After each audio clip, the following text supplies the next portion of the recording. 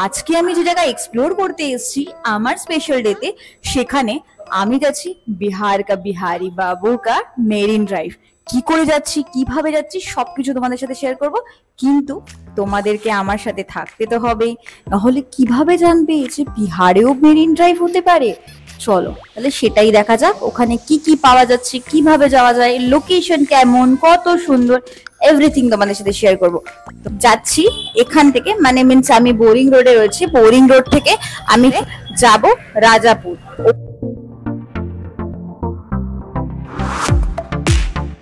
এখন আমি বাইক করে যাচ্ছি, আমি জানি না এটা কোন ব্রিজ, কোন সুন্দর লোকেশন।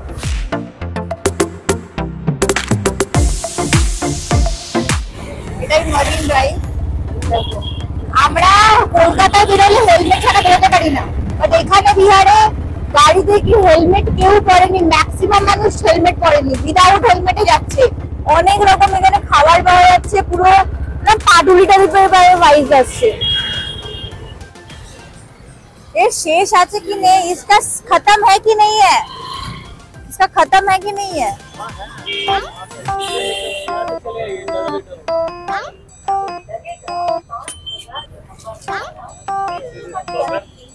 मम्मी अब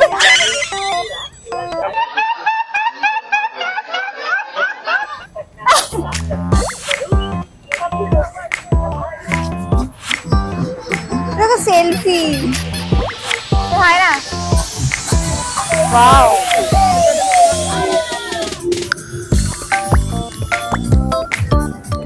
আমার ভূগোলের ওপর পুরো আস্থা ছিল, মানে ভূগোলে তো আমি বলছিলাম। অ্যাকচুয়ালি বিহারে যে সমুদ্র নেই সেটা আমার জানা ছিল না, সেটা এখানে এসে বুঝলাম যে মেরিন ড্রাইভ মানে শুধুই এই রাস্তাটা। মনটা না একেবারে ভেঙে গেল। আর দেখো এরা পাশে দাঁড়িয়ে কিরকম গল্প করে যাচ্ছে। ये क्या है, চিকেন লিট্টি।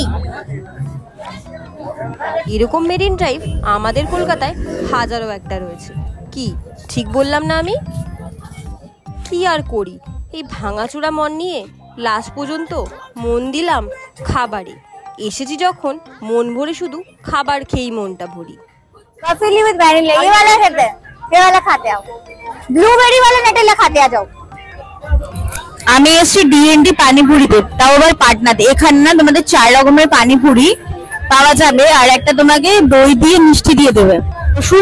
রসুন জল, মানে ভাবো ফুচকার আবার রসুন জলও হয়, মানে একটা টক জল, একটা রসুন জল, একটা তোমার মিষ্টি জল, আর একটা তোমার জিরা জল, মানে 4টে। আমি প্রথম ব্লগার যে এখানে এসে তোমাদেরকে আসতে বারণ করব। শাওয়ারমা পাওয়া যাচ্ছে, আমার খুব ফেভারিট জিনিস এটা।